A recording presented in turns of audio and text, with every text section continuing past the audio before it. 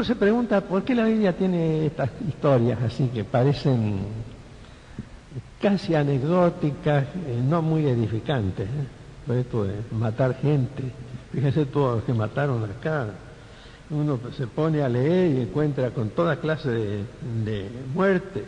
Si busca los versículos antes también está la muerte de los filisteos en el versículo 12 y otra cantidad de problemas que acabamos de fijarnos, y parece que fuera un relato sórdido, algo parecido a la violencia que nosotros vemos en la televisión. Como en aquella época no había televisión y uno no podía enterarse de la muerte de los pobres agentes de policía que son víctimas de los asaltantes modernos y de la muerte de gente inocente también por razones desconocidas en nuestro país y en otros países también.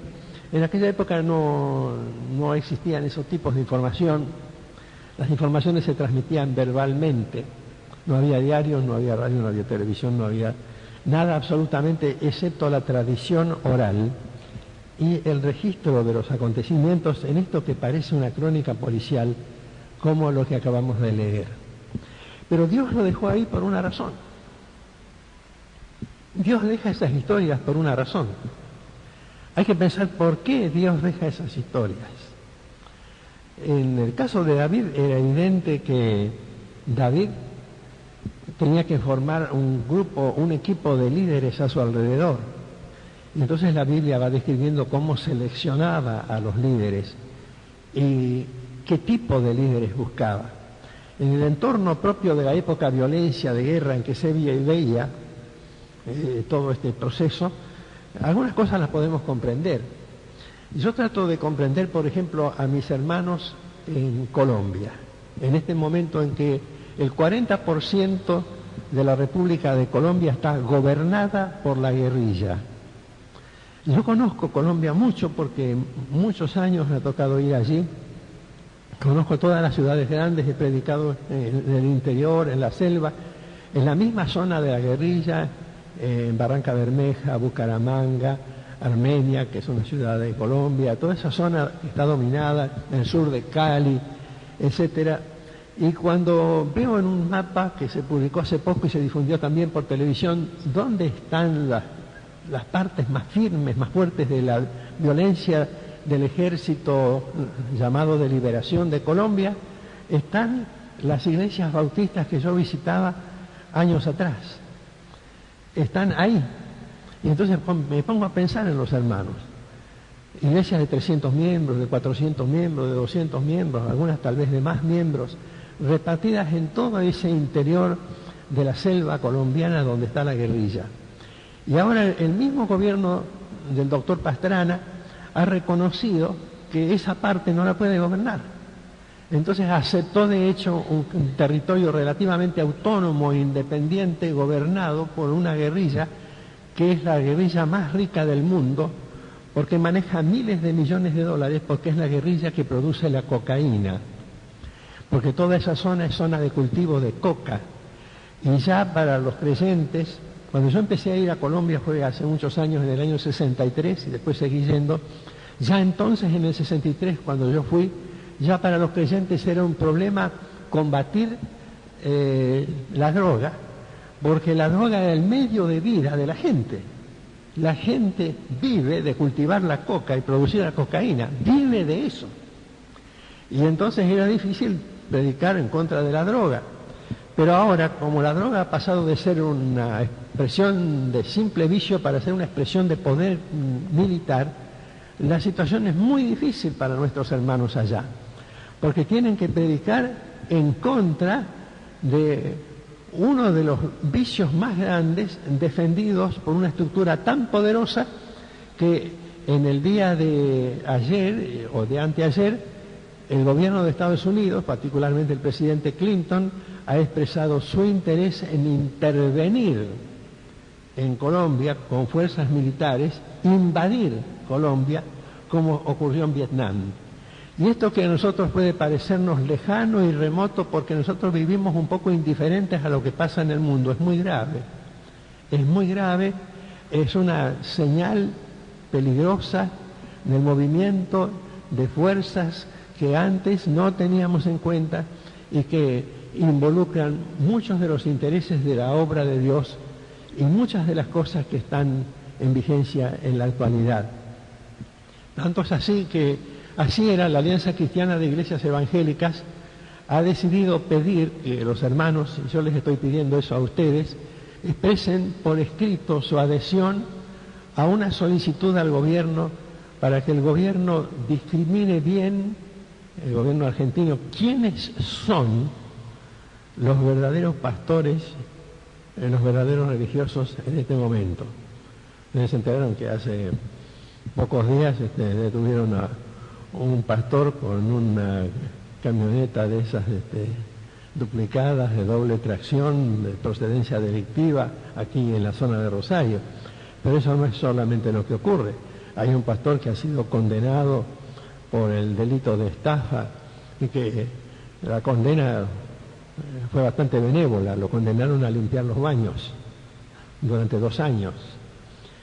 Pero la Alianza Cristiana de Iglesias Evangélicas ha preparado unos formularios donde ponemos nuestro nombre, nuestro número de documento, nuestra firma, para coleccionar aproximadamente 1 millón de firmas de los 3 millones de evangélicos que se dice que tiene el país y elevarlos al Poder Ejecutivo.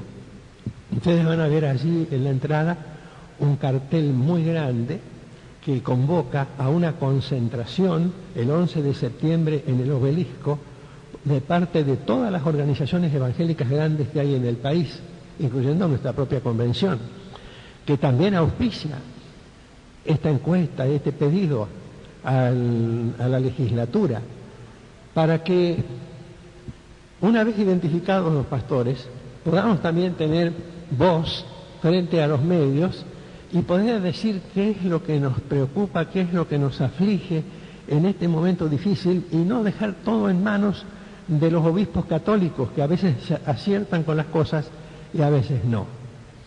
Yo me fijo en este relato, miren, es una cosita chiquitita. Dice acá, acabamos de leer recién, que había un muchacho llamado Benaía, hijo de Joiada, dice el versículo 20, y dice al final del versículo 20 que él descendió y mató a un león en medio de un foso cuando estaba nevando. Matar a un león en medio de un foso. Los pozos de donde habitualmente se conseguía el agua eran llamados fosos, cuando estaba nevando. Es decir, un león se cayó en un pozo o en un foso, apto para, de acuerdo a las costumbres de la época, por supuesto, para el consumo de agua relativamente potable. Estaba allí. Había que bajar 2 o 3 metros. Ustedes saben qué resbaladizo que es un pozo cuando está nevando. Cuando cae nieve, la parte baja del foso se llena de nieve, las paredes se tornan resbaladizas y el león que está abajo está vivo y está agresivo, está furioso porque quiere liberarse. Y la aventura es difícil de cumplir.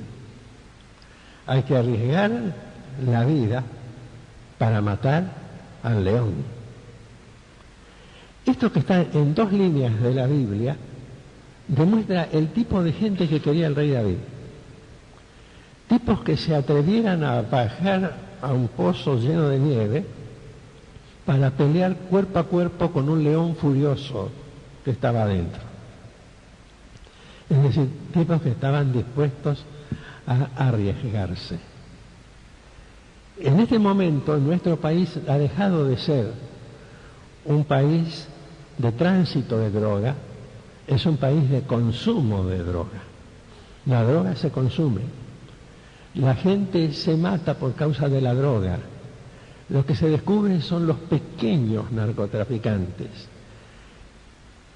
los que manejan el mercado en el que se consume cotidianamente infinitas fracciones de droga de todo tipo, desde la marihuana hasta la cocaína, el LSD, etcétera, los que manejan ese mercado, los verdaderos responsables, nunca salen a la luz y nunca son denunciados, curiosamente nunca son encontrados. La función de la Iglesia es bajar al pozo, buscar el león y matarlo, denunciarlo.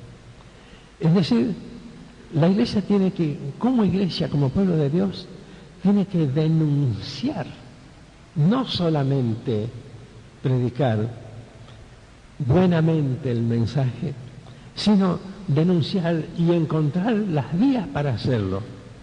Por eso es que este plan de ASIERA, que decir Alianza Cristiana de Iglesias Evangélicas de la República Argentina, de CONELA, Confederación Evangélica Latinoamericana en Argentina, SEBA, que es nuestra convención, y todos los demás, este plan intenta primero pedirle al gobierno que nos reconozca como voceros autorizados y segundo, hacer las denuncias que hay que hacer, sabiendo que es un momento en que esas denuncias hay que hacerlas de otra manera. No aplaudir simplemente a la policía que arrestó a un tipo que tenía una camioneta llena de algunos paquetitos o ravioles de cocaína o de algunas pastillitas, algunos psicofármacos, sino denunciar el mercado y afinar la puntería. Es decir, cumplir una verdadera misión profética, porque, como decíamos antes cuando hablábamos de la enfermedad, Dios está de verdad en su trono y Dios está esperando eso.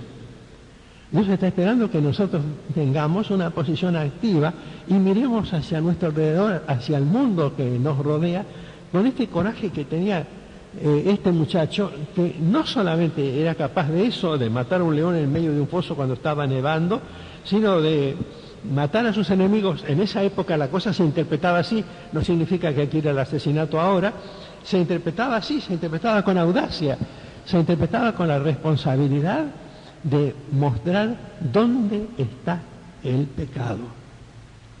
Hoy nosotros aplaudimos a los políticos, nos sentimos contentos de darle la mano. Ingenuamente, todavía creemos que la solución está en el hombre, cuando la Biblia nos enseña que la solución está en Dios. Para ir terminando estos breves pensamientos, cuando David constituía su gobierno, necesitaba de guardas personales en una estructura diferente a la nuestra. Buscó líderes valientes, aguerridos, adecuados a su propósito de gobierno. Pero a medida que él fue creciendo, él comprendió que debía ponerse bajo el amparo de Dios, pero nunca perdió la capacidad para identificar a los verdaderos enemigos del pueblo de Dios de aquella época. Nunca. Lo que nosotros los evangélicos estamos perdiendo hoy es la capacidad para identificar al enemigo. El enemigo está en la droga, el enemigo está en el baile, el enemigo está en el boliche, el enemigo está en la condescendencia con que miramos esas cosas, el enemigo está en la homosexualidad, el enemigo está en la mentira, el enemigo está en la debilidad del creyente que no es fiel, que tiene doble vida en cuanto a sus costumbres, en cuanto a su vida personal. El enemigo hay que denunciarlo con claridad. El enemigo tiene que ser quitado de delante por medio del poder de Dios. Esto hace falta hoy. Yo me alegro de saber que Tony Campolo y Marcos Witt, que van a predicar en el Congreso Juvenil en Mar del Plata, van a atacar al enemigo. Al verdadero enemigo hay que atacarlo. En la época de David se lo mataba porque la cosa se interpretaba de manera distinta. A Satanás no lo podemos matar y a sus estructuras tampoco, pero tenemos que denunciarlas, aunque en eso nos vaya la vida.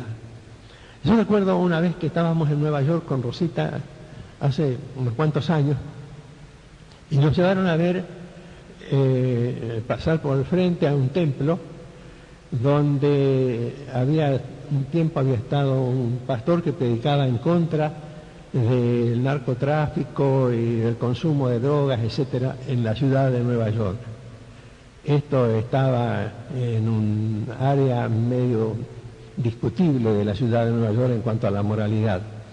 Y el pastor que nos llevaba en el auto nos mostró el templo.